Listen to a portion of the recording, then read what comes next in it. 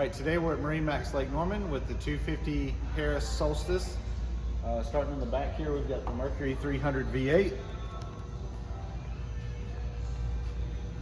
Put your fender holders, one on each side. This configuration is a rear lounger with a side couch. Storage under all of these seats here. So plenty of storage in the boat.